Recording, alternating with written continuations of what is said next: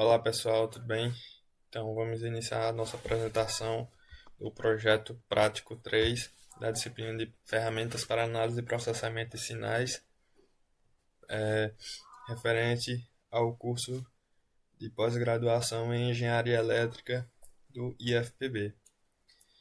O nosso orientador é o Vinícius Vieira, Dr. Vinícius Vieira, e nossa dupla é formada por Sérgio Ricardo Maciel Pedrosa e Felipe Fragoso de Abreu. Então, a gente constituiu o texto, né, do relatório com base no modelo da dissertação do mestrado e segue aí lista de ilustrações, lista de tabelas, lista de abreviaturas e siglas, sumário. Então a gente fez uma breve introdução sobre o tema, fizemos uma fundamentação teórica onde a gente trabalhou um pouco sobre os conceitos da transformada de Hilbert-Wang e fizemos um estado da arte por volta dos trabalhos, né, que a gente achou que foram úteis, né, para a gente no desenvolvimento do trabalho e que puderam aí contribuir de alguma forma. Aí, prosseguindo, a gente tem as questões e os resultados e discussões das pesquisas e das questões que a gente resolveu. Por fim, a gente tem a conclusão e as referências bibliográficas. Após isso, a gente tem os apêndices com todo, todas as contribuições do nosso trabalho, certo?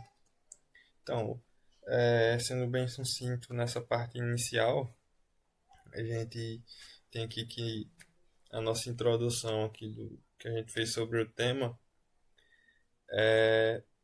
basicamente é tendo em vista a importância e necessidade do aprimoramento dos conhecimentos relacionados às análises e processamento de sinais. Então, a gente traz nesse relatório os resultados das análises e discussões em torno de sinais trabalhados com o uso da transformada de Hilbert-Wang, também conhecida como EMD, que é uma ferramenta que possibilita uma abordagem em torno de uma vasta variedade de sinais.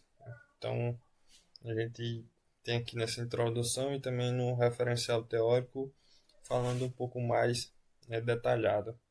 E o trabalho é desenvolvido a partir de questões pré-estabelecidas em torno de duas classes de sinais de áudio, designadas de classe normal, contendo vozes humanas, né, no estado normal, falando normalmente, e a classe grito, onde a gente tem vozes de humanos falando de uma forma estressada, né, gritando.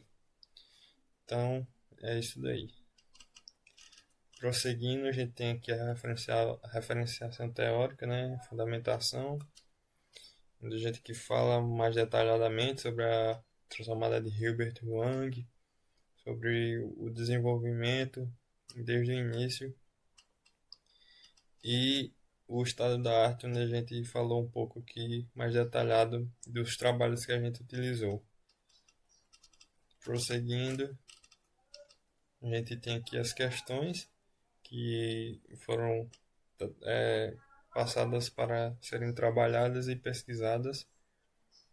Então, seguindo aqui, né, são quatro questões.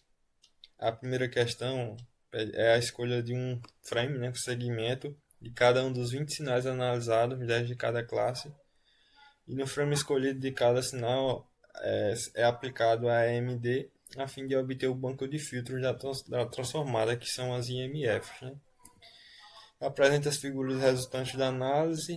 Note que cada sinal pode ter uma quantidade diferente de IMFs. Então, a gente fez esse trabalho e geramos aqui as figuras, né, das duas classes. Primeiro que a gente tem da classe normal. Temos aqui todas as os frames, né, de cada um dos sinais da classe.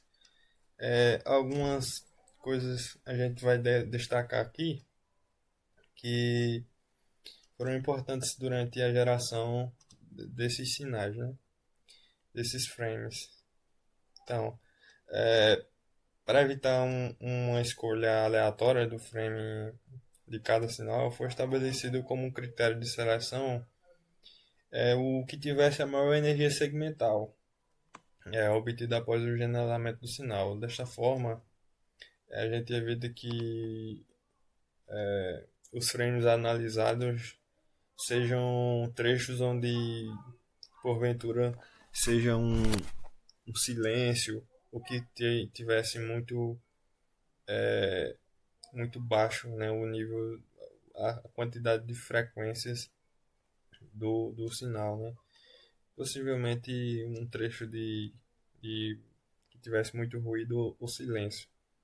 Então a gente consegue coletar aqui um frame do sinal que é mais adequado para a gente fazer a análise, né? A gente tem aqui, né, finalizando aqui, temos a classe grito agora, com todos os sinais destacados, todos os frames.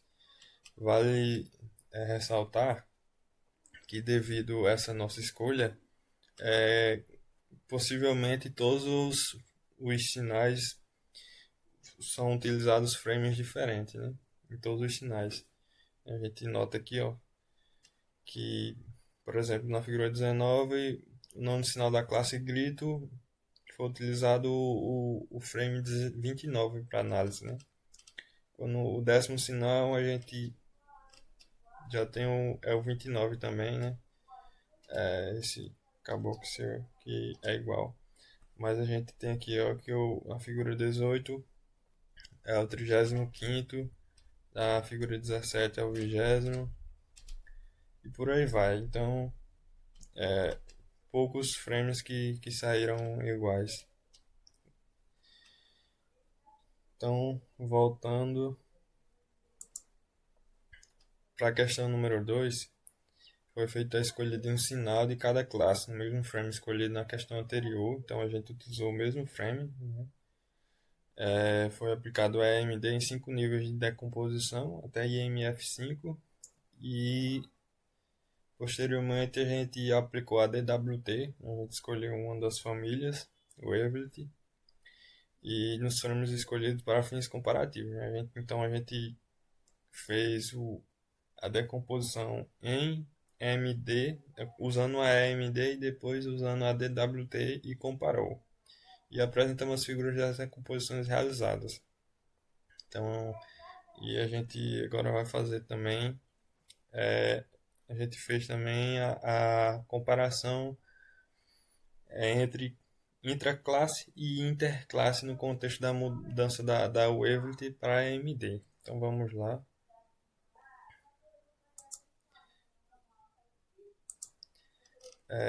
Mostrando aqui questão 2. Então, a gente tem aqui os sinais extraídos com a AMD, né, à esquerda, e à direita os detalhes com a DWT, a Wavelet. Então, respondendo aqui os questionamentos em relação a comparação, né? Então, a gente escolheu 2 sinais, um de cada classe, para análise, e a partir da comparação intraclasse, é possível destacar algumas diferenças entre a transformada Wavelet e a AMD, né? Hilbert-Wang, no contexto do mesmo sinal e mesmo segmento em ambas. A princípio, uma diferença mais visual em relação à diferença do formato do sinal em ambas as técnicas, né? A gente vê aqui que a DWT apresenta oscilações mais bruscas, né? E repentinas, mais bruscas e repentinas ao longo do sinal, chegando a aparentar uma soma de sinais triangulares de diferentes frequências, né? Já a AMD ela apresenta variações menos bruscas e que se assemelham com sinais senoidais, né? A gente vê aqui, né, na imagem A outra diferença está na quantidade de janelas de decomposição necessárias para que o sinal seja mais parecido, né, seja mais resumido ao resíduo. Já que a gente vê aqui que com a AMD, na quarta AMD, a gente já tem aqui um sinal mais próximo do resíduo, enquanto na DWT a gente ainda tem um sinal bastante sinuoso no quarto nível. E o resíduo da AMD é bem suave, né? Uma curva bem suave, enquanto o da DWT ainda é um resíduo bem parecido com uma função ainda, né? Na verdade, o quinto detalhe, né? Resíduo não, perdão. O quinto detalhe de ambas. Então vamos lá. Isso aqui é da sinal da classe normal, né? E aqui é da classe grito. Então, o código para geração dessas figuras, né, tanto da questão 1 quanto da questão 2, eles estão apresentados nos apêndices, né? A comparação extra classe, né, então a classe normal e classe grito, pode explicar que as componentes de frequências dos níveis EMD são visualmente mais uniformes na classe grito em relação à classe normal. As ditas imperfeições da tecla EMD são atenuadas nas características do sinal na classe grito. O mesmo comportamento pode ser observado na, na técnica de WT, porém não com a mesma uniformidade e melhor decomposição das frequências apresentadas com a AMD. Então a gente vê aqui uma melhor decomposição, chegando aqui na quinta IMF, né, bem mais a decomposição que apresenta um sinal, né, residual bem mais uniforme do que a DWT. Então é isso. Vamos agora para a próxima questão.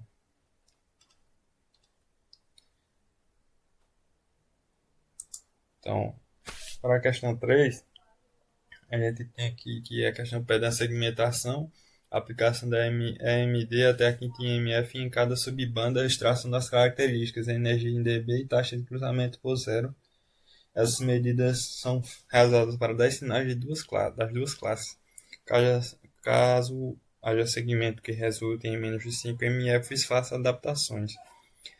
Então, a letra a média e o desvio padrão de cada medida por subbanda para cada classe. A gente vai descer um pouquinho aqui para visualizarmos. Então, a gente tem aqui a média e o desvio padrão de cada medida por subbanda para a classe grito. Média e desvio padrão de cada medida por subbanda para a classe normal. Então, todos os dados aqui nas tabelas. Então, voltando para a pergunta lá. A letra B, escolha uma das medidas e apresente por subbanda dois box plots em uma única figura, sendo um para cada classe. Note que será uma figura por IMF. Então, vamos ver aqui os box plots. Então, isso aqui.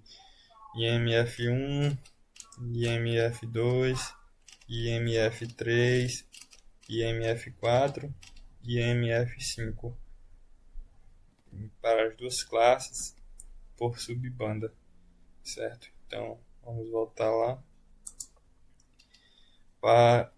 Na questão 4, a gente vai ter alguns questionamentos aqui.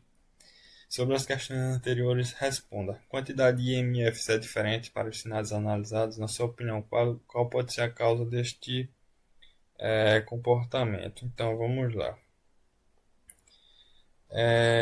Sim, é uma quantidade de IMFs diferente entre os sinais analisados.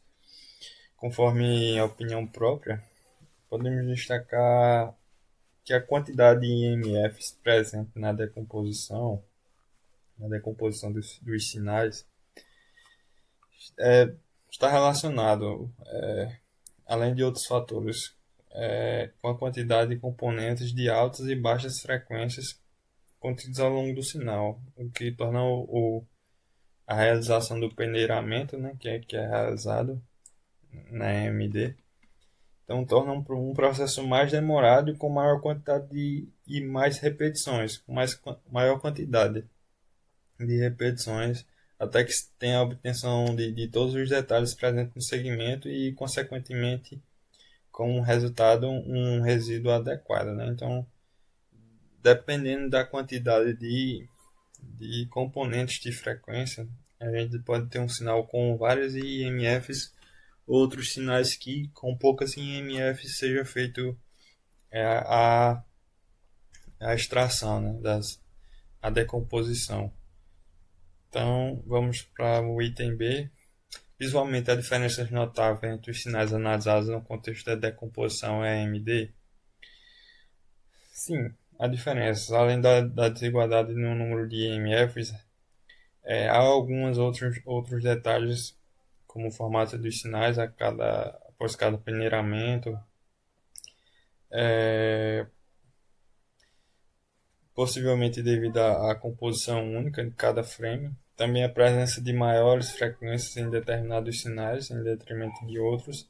Uma outra diferença visualmente notável é que em alguns sinais, a primeira AMD representa as maiores frequências, possui uma plotagem muito próxima do sinal original, enquanto em outros sinais, mesmo intraclasse, né, a primeira AMD é bastante diferente em curva plotada em relação ao sinal original. Isso deve-se às frequências fundamentais, né, que tomam aproximam mais o formato do sinal original, né? Então, partindo para a letra C, fazendo uma análise por classe, há diferenças notáveis entre as classes analisadas no que diz respeito à decomposição EMD. Então, no que diz respeito à decomposição, não. É possível que o critério de seleção dos frames a partir da maior energia segmental não tenha favorecido uma diferenciação notável, né, em relação à decomposição EMD entre as classes envolvidas. Então, diferenças notáveis que possam ser destacadas como padrões, né, padrões formados a partir dessas diferenças, não há, né? Nota-se, né, que há diferenças sim em relação a cada sinal, mas isso aí não é em relação à decomposição AMD, mas sim a diferença entre cada sinal de forma singular, né? Então, partindo para a letra D, a análise visual da aplicação da AMD foi mais robusta do que a realizada nos projetos anteriores, a ponto de diferenças. Sim, foi mais robusta. Quando se comparado ao projeto 1, a evolução é bem notória. A percepção dos componentes de altas e baixas frequências, sinais de maior ou menor energia, entre outras características importantes, foram notadas com mais facilidade devido à familiaridade, né, resultando do estudo e o senso crítico que a gente adquiriu ao longo de toda a disciplina. Quando se compara ao projeto 2, pode ser afirmado que sim também, pois a análise realizada no projeto 2 há sim uma bastante solidificação de conceitos e percepção de detalhes, mas ainda é muito visual, né? É muito atentado a detalhes visuais, sem tantos critérios mais profundos, né? O que no projeto 3 é possível afirmar que as ferramentas para análise e processamento de sinais estudadas ao longo da disciplina geraram um senso crítico e analista antes inexistente nos outros trabalhos, que poderá, consequentemente, ser evoluído muito mais, né, se for prosseguido o estudo dos sinais, do comportamento dos sinais, enfim. A média, partindo para a letra E agora, né, o item E, a média e o desvio padrão das medidas por IMF são diferentes de uma classe para a outra. Na sua opinião, elas podem definir padrões. Então, sim, a média e o desvio padrão das medidas por IMF são diferentes de uma classe para a outra. Vou mostrar aqui essas tabelas com essas medidas. Então, assim, uma diferença de uma classe para outra. Para a classe grita, maiores valores de medida de energia nas, nas primeiras IMFs, né? Possivelmente devido aos componentes de maior frequência presentes nos sinais em relação à classe normal. A gente vê aqui, né? A gente nota aqui. Esse comportamento pode significar um padrão que distingue duas classes. Já o desvio padrão em energia, desvio padrão de energia, né? A gente vê aqui, ele apresenta comportamento inverso, né? A classe normal valores maiores nas primeiras IMFs